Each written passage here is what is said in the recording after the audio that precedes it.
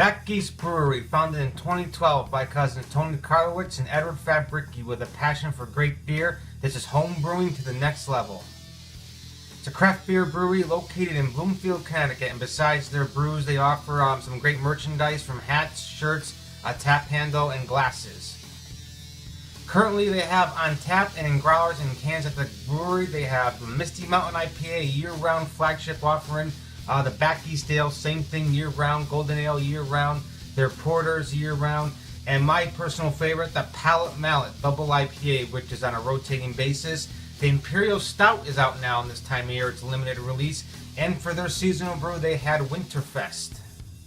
And as far as distribution goes, right now, currently these guys are only in Connecticut. They're available in cans and on select draft locations throughout the state. All eyes are on the future for Back East. I can't wait. I'm anxiously awaiting for any pilot batches that they are brewing up, and I can't wait to try, and I'd love to see them to distribute out of Connecticut and into Hi, New I'm Tony. England. I'm one of the co-founders of Back East Brewing Company. We're here in our tasting room. This is Aubrey. She runs our tasting room. And hello. I cut things. And we are open Wednesday through Friday, 4 to 7 p.m., and Saturdays from 12 to 4. We've also got a few of our brewers here, so thanks for joining us. Right. So, what kind of beers did you create here? Did you have your hands involved with? We've done a number of different one-offs and things that I've sort of collaborated with. Excellent.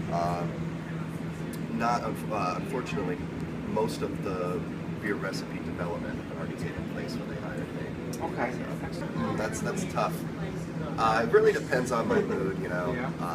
Summertime, you gotta enjoy the summer ale or golden ale. Right. Nice light beer is really good sort of summer drinking. And then the winter time, you got the porter, got the stout. Yeah, nice. You know, the winter beer is nice dark hearty beers.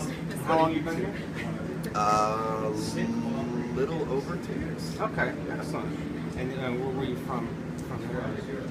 Yeah, I'm originally from Florida, and I moved up to New England about 12 years ago. Excellent.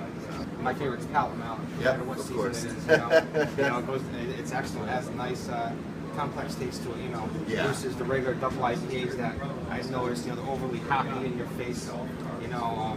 This one kind of is different. It's complex. Yeah. We wanted a little bit more of a balanced approach to it. A little bit more going on in the malt profile. Yeah, definitely. So it certainly balances out some of those wild and really bitter high alpha hops.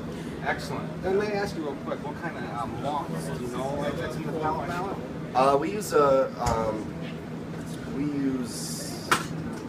don't really like the recipe, but mostly like pale malts. Okay. And cheers. About the hops again, you were saying some are harder to get than others. Yeah, there's certain types of varieties that are hops that are harder to get. So, I was saying before, we've got a good core lineup of good beers that we, are in a lot of restaurants, stores, and we're going to keep brewing those. And as far as the Pallet Mallet goes, we brew it when we can, when we have space in the tanks, and also the thing with beers like Pallet Mallet, some of the other, some other high-profile beers is a lot of those hops are very difficult to get. So, supply and demand, everyone wants the same hop for their double IPA. Exactly. Yeah. So when you hear Citra or Galaxy or Simcoe, Amarillo, those are all very difficult hops to get. So I hear about Amarillo all the time. Amarillo's probably my favorite.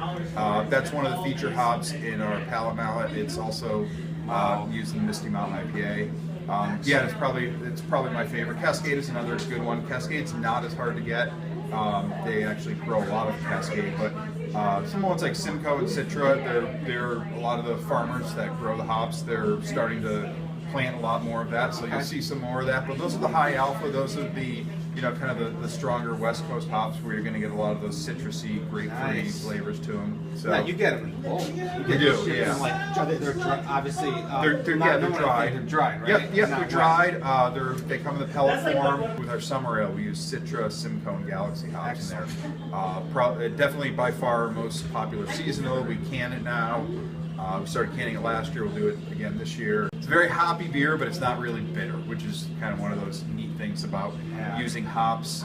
Traditionally, hops is used as aroma and bittering.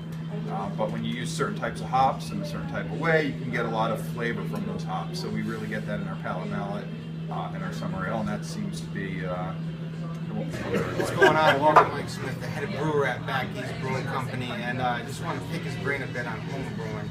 You know, and I'm very, very curious about it, and I don't know where to start. Go for it. Spiel.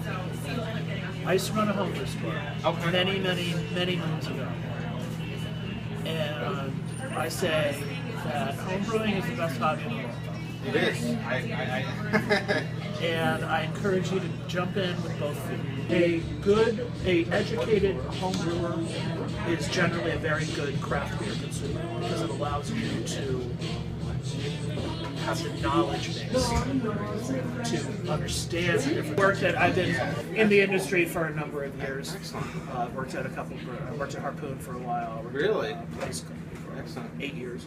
I worked at a place called Mayflower in Plymouth, Mass. Yep. Another excellent brewery. Are you Responsible assistant for all of them. Fantastic. And they're all, and I gotta say, every beer I've had here is great. Excellent. It has a Glad you really like them. unique taste, is what I really like about Back East, you know. Like the Pall Mall is my favorite, and I've said that many times. Also, the Back East ale, when I first had it, my cousin brought it to me at my house. I was like, wow, this is really different. It's different in a good way, you know. It has a nice, it's malt. And it's not like any, now back to the Pall Mall, you know, like I was telling you before, overly happy, you know, overly happy, in your face. The Pall Mall is not, it's really, really balanced. And it's unique beer. You're welcome, man. Phenomenal job. Okay. Excellent. This is our brew house. This is a 10-barrel brew house. 1 barrel is equal to 31 gallons. So we brew about 310 gallons at a time. A lot of days we brew double batches. Today happens to be one of the days where we're not brewing on the second shift, but a lot of days we do 2 shifts, so a morning and an afternoon shift on this brew house here. So brew kettle, mash tun, lauter tun, hot liquor tank. Generally, brew takes 6 to 8 hours, depending on what beer it is. Mixing in the malt, hops, add the yeast in at the fermenter. So it's the water, hops, and malt to actually get us the wort. And right down here, these rows of tanks here are the fermenters. This is part of our expansion. These tanks on the left here, these are 40-barrel tanks, so we'll actually hold 4 batches of beer. This will make 80 half-barrel kegs out of each one of these tanks. So there's quite a bit of beer in those. And like I said, that's part of our expansion. We doubled in size, doubled in capacity, so we'll be able to brew a lot more beer. In 2014, 2,100 off the top of my head. Wow. So we've grown about 30-40% each year since we've opened up, which is great. We'll probably do that again for 2015. That's really good news. So it is. It's good that people are supporting local breweries and experimenting with Start styles with of each beer. beer in that one tank. Yep. So Each it doesn't beer, matter what it is, Pall Mall, Back East ale, anything. everything gets brewed in that brew house. Gets put in a different fermenter. Now each of the fermenters are cleaned and sanitized after each brew. Most of those fermenters down there are full. Now because we just finished our expansion with these tanks, on Monday we'll actually be starting to fill those tanks. So those are all full of beer right now. So yeah, most of them. Yep. It takes, obviously, fermentation takes 2 weeks. 2 weeks, Yep. doesn't matter. Palate Mallet tends to take a little bit longer. Palate Mallets and our Imperial Stout, those are our 2 biggest beers. They're part of the Hammer of the Gods series. Nice. Big, strong, more alcohol, more hops, more malt, more time to brew, more expensive to brew. And physically on the brew house, it's more laborsome because of the just the amount of malt we use in there. But so those are the Hammer of the Gods, is the big beer series. So those are the ones that kind of take a little bit Expensive longer. because it's longer to ferment, and you're taking up time from other That, beer. but also because there's a lot more ingredients in there. Okay. So the alcohol content of the beer is dependent on how much sugar is in there. And how much sugar is in there is dependent on how much malt you use. So, Okay. The lighter beers, lower ABV beers, there's less malt in there. So you get less sugar, you get less alcohol. Okay. So the more expensive beers are usually higher gravity or Excellent. higher alcohol content. Excellent. And like I said, I can ask a million questions here. Like what are all these hoses? I see a home brew kit that just has a carboy. Right, You know, right, and, right. You boil it, you mix Yeah, everything yeah. in there, you dump it into, Right. you know, you chill it, you dump it into, you know, first time we homebrewed, we actually used a bathtub, and we put ice in there, Yeah. and then we put the bucket inside of there to chill it as fast as possible. We chill here right through this heat exchanger, which uses actually water to cool it down. It's this little box here. Oh, okay. Effectively, the way it works is you use cold water, you pump it through a pipe. I'm sorry, you pump the wort through a pipe, and you pump the cold water in the other direction. So it's basically the same way. That's a you know, if you've ever seen those little homebrew fermenters, this beer here in that bucket, that fermenter is actively fermenting right now. So we've got beer, and as it ferments, it creates carbon dioxide, and so that tank is under pressure. It's closed to the outside environment, so nothing can get in there. But what happens is, inside of there, CO2 builds up, and so that little bucket there is just to monitor the amount of CO2 blowing off of there. So if you've seen the homebrew buckets with those little airlocks on top and that little bubbling, that's at bigger scale. We do tours here. We do tours on Saturdays. But you know, this is a live brewery with, you know, tanks full of beer. There's things under pressure. There's you know, hot liquids. There's toxic. You know, CO2 is an asphyxiant. It'll kill you if you tried walking to a room filled with CO2. Just like, you know, carbon monoxide.